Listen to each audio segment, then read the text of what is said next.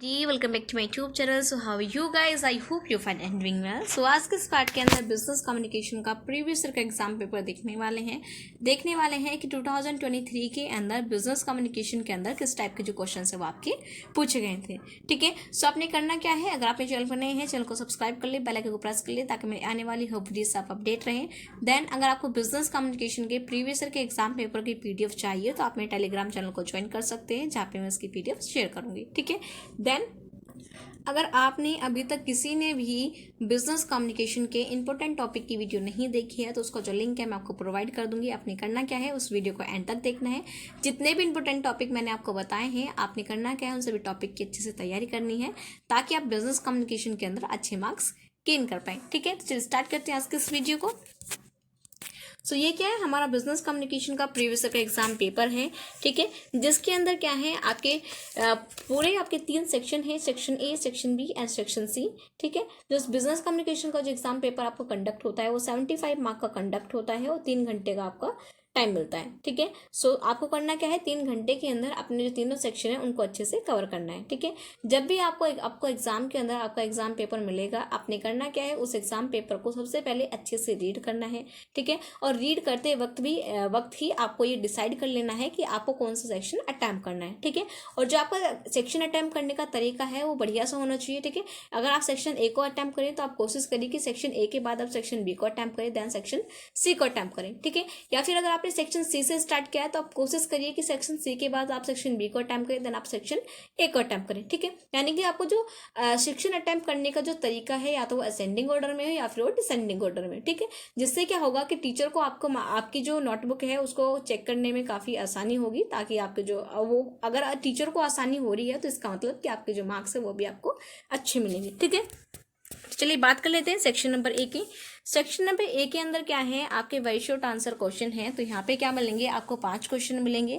पर क्वेश्चन की वेटेज की बात करें तो एक क्वेश्चन जो है वो आपका 3 नंबर का होने वाला है और 5 ही क्वेश्चन यहाँ पे आपको अटैम्प्ट करने हैं। ठीक है, यानी कि ओवरऑल 15 मार्क्स जो हैं वो आपके सेक्शन ए से कवर होंगे। और आपको यहाँ पे वर्ड लिमिट भी दी हुई है कि 75 वर्ड से ज़्यादा यहाँ पे आपको अपना आंसर नहीं लिखना। ठीक है, तो यानी कि 3 नंबर में आपको अपना जो आंसर है वो सटीक लिखना है, एकदम एग्जैक्ट लिखना है, वर्ड टू वर्ड लिखना है और छोटा लिखना है। ठीक है, अगर बात करें यहाँ पे हम क्वेश्चन नंबर फर्स्ट की, वो क्या है हमारा, what do you mean by encoding and decoding. ठीक है, सो ये क्या है, हमारा जो कम्युनिकेशन का जो प्रोसेस होता है उसके अंदर से हमारे 2 एलिमेंट लिए, फर्स्ट है एनकोडिंग, सेकंड है हमारा डिकोडिंग। ठीक है, और आपने यहाँ पे करना क्या है, एनकोडिंग और डिकोडिंग को अच्छे से एक्सप्लेन करना है। यहाँ पे आपको बताना होगा कि आपका एनकोडिंग क्या होता है, देन आपको बताना होगा कि हमारा डिकोडिंग क्या होता है। ठीक है, बात करते हैं क्वेश्चन नंबर सेकंड की। क्वेश्चन नंबर सेकंड में क्या है, what are the different kinds of presentation. ठीक है, सो आपने बताना है कि हमारी जो प्रेजेंटेशन है उसके डिफरेंट काइंड्स कौन कौन से होते हैं।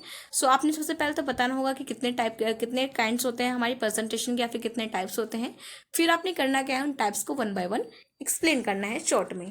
ठीक है, नेक्स्ट है हमारा व्हाट इज प्रिसाइज राइटिंग। तो आपने बताना है कि हमारा प्रिसाइज राइटिंग होता क्या है, क्या उसका मीनिंग है, क्या उसका डेफिनेशन है। नेक्स्ट है हमारा question number 4, what you mean by physical barriers. ठीक है, सो बिजनेस जो हमारे इफेक्टिव कम्युनिकेशन होता है उसके अंदर कुछ हमारे बैरियर्स होते हैं, तो वहीं से क्वेश्चन लिया गया है। ठीक है, सो आपने बताना है कि हमारे फिजिकल बैरियर्स होते क्या हैं, तो आप 1-2 बैरियर्स के नाम बताइए, देन उनको अच्छे से एक्सप्लेन करिए। नेक्स्ट है हमारा व्हाट इज ओरल प्रेजेंटेशन। तो आपने बताना है कि आपके ओरल प्रेजेंटेशन होते क्या है, क्या उसका मीनिंग है, क्या उसका डेफिनेशन है। ठीक है, तो ये क्या आते हैं हमारे सेक्शन के कुछ क्वेश्चन थे। बात कर लेते हैं सेक्शन नंबर बी की।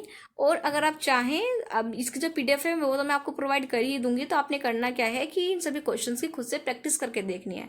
आपने देखना है कि आपकी बिजनेस कम्युनिकेशन के अंदर आपकी कैसी तैयारी है। तो आप कोशिश करिए कि आप प्रॉपर 3 घंटे का टाइमर लगाइए और इस क्वेश्चन पेपर को सॉल्व करने की कोशिश करिए। ठीक है, सो हम बात करिए थे सेक्शन नंबर बी की। सेक्शन नंबर बी के अंदर आपको 3 क्वेश्चन मिलेंगे। ठीक है, जिनमें से आपको अपने 2 बेस्ट सिलेक्ट करके क्या करना है, उनको अटैम्प्ट करना है। पर क्वेश्चन की वेटेज की बात करें तो एक क्वेश्चन जो है वो आपका 7.5 नंबर का होने वाला है, यानी कि ओवरऑल 15 मार्क्स जो है वो भी आपके सेक्शन बी से कवर होंगे। ठीक है, तो सेक्शन ए से भी आपके 15 नंबर कवर होंगे, सेक्शन बी से भी आपके 15 नंबर कवर होंगे। ठीक है, और यहाँ पे आपको वर्ड लिमिट दे दी है कि 200 वर्ड से ज़्यादा आपको अपना आंसर नहीं लिखना। इसके अंदर जो आपको क्वेश्चन नंबर 6 है वो है आपका paralanguage is close to non verbal communication explain. ठीक है, तो यहाँ पे आपको एक स्टेटमेंट दे दिया है, आपने करना क्या है, इस स्टेटमेंट को अपने के वैलिड रीजन के साथ सपोर्ट करना है। नेक्स्ट है हमारा question number 7, what do you mean by communication process. ठीक है, सो आपसे पूछ लिया गया है कि आपका कम्युनिकेशन प्रोसेस होता क्या है। सो जो आपका कम्युनिकेशन प्रोसेस है, आप करेंगे क्या, इस क्वेश्चन के अंदर सबसे पहले इसका जो पूरा एक कम्युनिकेशन प्रोसेस का एक फ्लो चार्ट बनाएंगे। ठीक है, या फिर आप एक डायग्राम बनाएंगे जिसके थ्रू आप बताएंगे कि हमारा कम्युनिकेशन प्रोसेस किस तरीके से कौन कौन से स्टेप से स्टार्ट होता है। ठीक है, उसके बाद आपने करना क्या है, कम्युनिकेशन के प्रोसेस के अंदर जितने भी आपके स्टेप्स इन्वॉल्व है उन सभी स्टेप्स को आपको 1 बाय 1 डिफाइन करना है।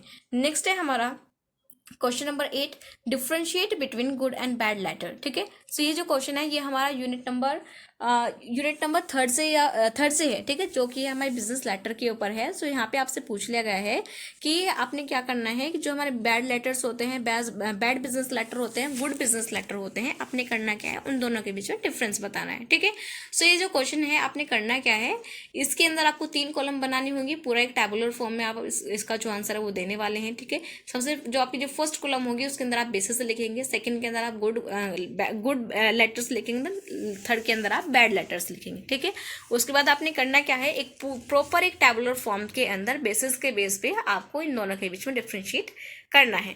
ठीक है, सो आई होप कि सेक्शन नंबर बी भी आपको क्लियर है। नेक्स्ट बात कर लेते हैं सेक्शन नंबर सी की। सो सेक्शन नंबर सी क्या है, इसके अंदर आपके लॉन्ग आंसर टाइप क्वेश्चन होते हैं जिसके अंदर आपको अपना जो आंसर है वो डिटेल में देना होता है। ठीक है, इसके अंदर आपको 5 क्वेश्चन देखने को मिलेंगे। 5 में से आपने करना क्या है, अपने 3 बेस्ट सिलेक्ट करके उनको अटेम्प्ट करना है। पर क्वेश्चन की वेटेज की बात करें तो 15 मार्कर का जो आपका एक जो क्वेश्चन है वो होने वाला है। ठीक है, क्वेश्चन नंबर 9 की बात करते हैं, what is business communication, explain the principle of effective communication. ठीक है, सो आपने बताना है कि बिजनेस कम्युनिकेशन आपका होता क्या है। ये यहाँ पे क्या करना है, आपको अपने डिटेल में आंसर देने हैं। तो यहाँ पे सबसे पहले आप बताओगे कि आपका बिजनेस कम्युनिकेशन होता क्या है, क्या उसका मीनिंग है, क्या उसका डेफिनेशन है। ठीक है, उसके फीचर्स क्या हैं आप ये भी बता सकते हो।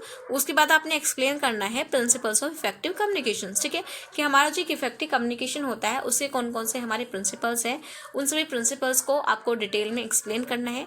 ठीक है, यहाँ पे क्या होता है, हमारे 7 C's होते हैं। तो यहाँ पे आपने करना क्या है, जो हमारे 7 C's हैं, सबसे पहले आप एक फ्लो चार्ट की हेल्प से अपने पूरे 7 C's को अच्छे से दिखाओगे, शो करोगे। उसके बाद आपने करना क्या है, सभी C's को 1 बाय 1 डिटेल में डिस्कस करना है। ठीक है, तो ये तरीका होता है अपने क्वेश्चन पेपर को अटेम्प्ट करने का।